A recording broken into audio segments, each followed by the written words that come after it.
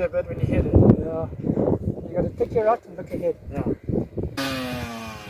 So guys, we've been spending the whole day at the track. I've been lucky enough to go up and down and just play with the settings, you know, the two map modes, and I can't believe the difference between 1 and 2. What was it like on the track? Tell us, let's hear about it, Ryan. So, like, I went out, I didn't know what map it was on, but yeah, it kind of revved out. It wasn't revving out the way I wanted it to. It sort of felt like the main jet was lean, but this doesn't have a main jet, it's all fuel injection. So, anyway, came back. Mike says, no, use the map 2, man. Jeez, it's a different bike.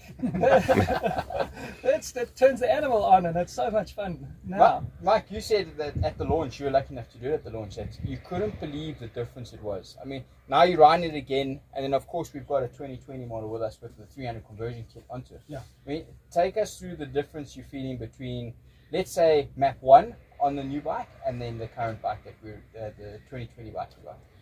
Look, I tried the different map settings on Ryan's bike. It didn't make too much of a noticeable difference. Similar like the previous models, so that's the kind of difference I felt. Whereas on the 23, it was a big major difference. And on the longer track at Legends, I didn't really feel it too much because you're wide open, longer straights. However, on this track, where it's tight corner, out of a berm, you got to nail it to get over the lip, over the jump. And when it's peaking, like in second gear or first gear, and you're revving the snot out of it, you actually feel it on the top. It felt like it was bogging a little bit. Not even a bog, it's so fine, but you can feel it's like losing power on the top. Like you said, it felt like jetty. And then I thought, oh no, it feels like something's a little bit wrong here, but it's not. Actually, and then I saw, oh, okay, it's map 2. And like Teratopia, the longer tracks, you don't feel it as much. But where you're relying on a lot of horsepower on low gears, you could feel different. It's day and night difference, man.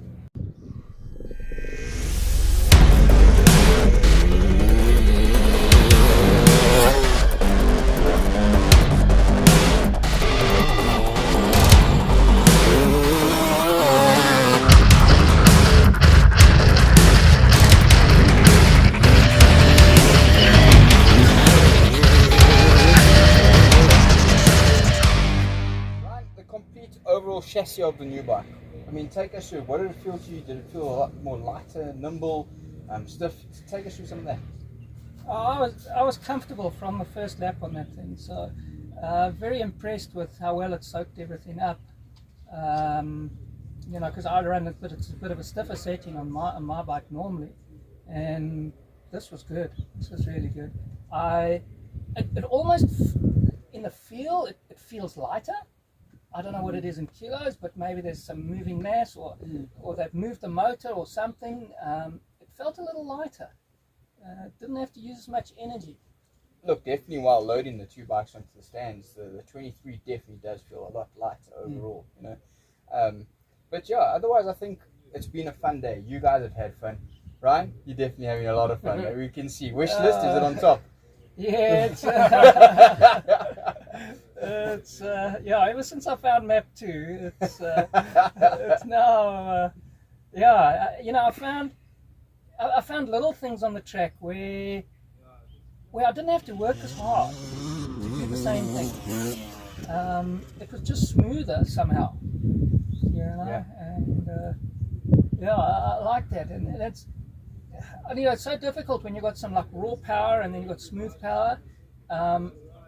Often that smoother power makes faster lap times. It doesn't feel as fast, but when you put it on the clock, often you're going quicker. It doesn't look as fast either. I mean, if you look at yourselves, and let's say when Richie van der Westhuizen used to ride around, he looks so slow around a track, yet he's so smooth and it's so much faster. Yeah, 100%. And the cool thing about it, I think it's going to appeal. It's quite a special thing that KTM brought out here. It's not just directed just for the racer, but I think for the weekend warrior, like on your pocket, it's much easier. Now you can keep up with a 450, and you got 2-stroke, not worried about valves and shims and all that headaches. It's cheaper to rebuild it. So I think it's going to make a lot of sense in that field. And this thing will hang with a 450 if you wind it around the track. Like, I mean, it's impressive. And the power is like you can apply it, like you said, it's smooth. I thought the 300 is going to come like all nothing and then all over the place, like a Banshee or something. But no, this thing is so deliverable and easy to apply the power. It's awesome. I think around, compared to 450, you're going to be able to get in and out the turns quicker. You don't have that moving weight. Yeah, for sure. It's like, you're going to be a bit more nimble. You can go, It feels quicker to lay it down, yeah? Like yeah, that momentum doesn't keep you going forward. exactly. Yeah.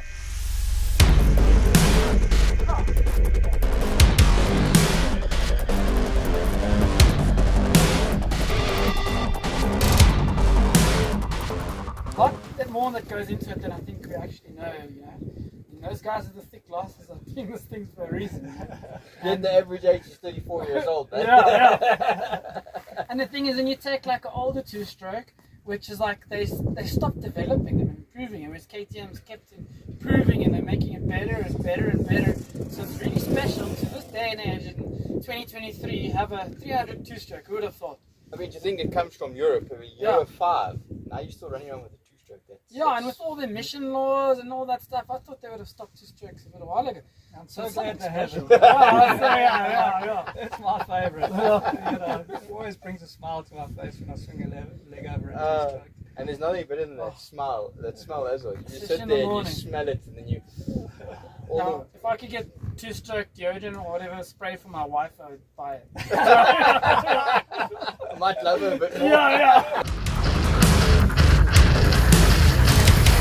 So Ryan, tell us, you were now in England at Fox Hill.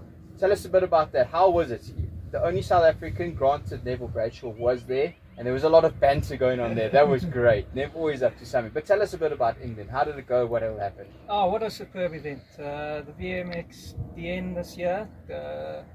It's the first time they've moved it to run it at Fox Hill. And it brought back so many memories for me. When I did my first adult race in Britain, it was in '88, and it was at Fox Hill. And it was on almost the same bike that I was riding on the day. So, I was in the Evo class, and any bike that is 89 or older classifies as an Evo bike. So I was on a CR125. The guys had built it back to factory spec as it came out the box. Fantastic. Eight different classes on the day. 40 people on the line for each gate. So massive entry. They opened the gates on Thursday. Riding only started on Saturday. So it's just a whole build-up, a whole festival. I reckon they probably had between up to about 20,000 spectators through the weekend. So it was really massive. When I got there on Sunday morning, there was a mile queue to get in the gate the one way on the road, and a mile queue from the other side as well. So it was a 2-mile queue to get into the event. And really, it was so good to see so many of the names out there, and Mike Brown, catch up, catching up with the old riders that I used to ride with. Ricky Johnson came out, Dave Thorpe, 500 world champion. I got to chat to Villapoto as well. He was staying in the same hotel as me. It was, nice. And Neville Bradshaw as well. I mean, we've had some ding-dong battles through the years. And, it's so good to line up against those old guys. And the whole show that, Dave King, the promoter, puts on is amazing. It's I'd say it's one of, in a year, it's one of the top 3 events in the UK. Up there with going to a Grand Prix or Western Beach race. So you got some awesome pics you're going to share with us so we can put in the magazine, eh? 100%. So even though it was at Fox Hill, did you miss Farley Castle at all? I mean, Farley is the halo grounding, one would say. Was it missed, or was it that good at Fox Hill? I suppose they've been racing longer at Farley than they have at Fox Hill.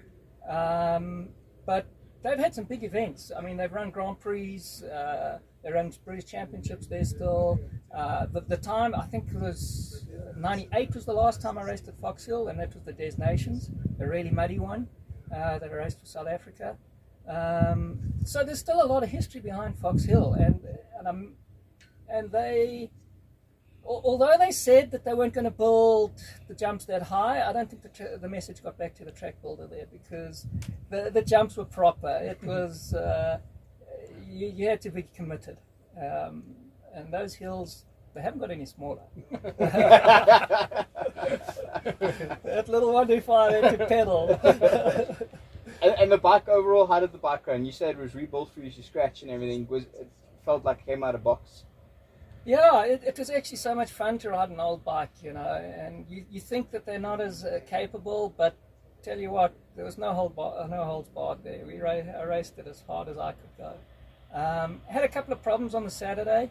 Got out in qualifying. The new brake pads we put in caused some binding, so I couldn't jump all the jumps properly. Still qualified with an 8th, which you know, still gave me a reasonable position on the gate. Then the first 2 heats I lost my clutch. Just something in the rebuild. They didn't one nut or something, or I don't know. Something went out, but came out on Sunday. Had a great day. Was able to really race it hard, and ended up with a 5th for the weekend. So you know, all in all, I was really happy with that. You know, no get offs or anything like that, and that was the main thing. Go have some fun with some old mates and have a jewel, you know, that's what we're about. Now, take us through Talkcraft. What is Talkcraft's plans for this year and going into next year racing-wise? Well, yeah, Talkcraft supports quite a bit of the racing. We support some of the Enduro series, the low felts. We support Tony's development, kind of ride, train, race, he calls himself. Bringing on the youngsters into the sport, which I think is so important, you know. You know, where Tony comes in is that younger or parents coming to the track, they don't know they don't even know they have to mix gas. So Tony helps them through that. Where to buy a license? What tracks are good to go and practice at? How to come to a start line? All these things. So, you know, and then we're involved with a couple of Talkcraft's involved with a couple of the enduro team or the cross country teams. They're having a really good season this year. So yeah, and yeah, lots of new tools coming on board in Talkcraft. This year we've just launched power tools in the Talkcraft brand. So there's a lot of things coming in the pipeline too. So that's great. So we'll get some tools to play with in the next couple of issues. But no, thank you, gents. Really appreciate it. And Ryan, I think we're going to have some fun in the next couple of weeks. I'll see one in your garage soon, eh?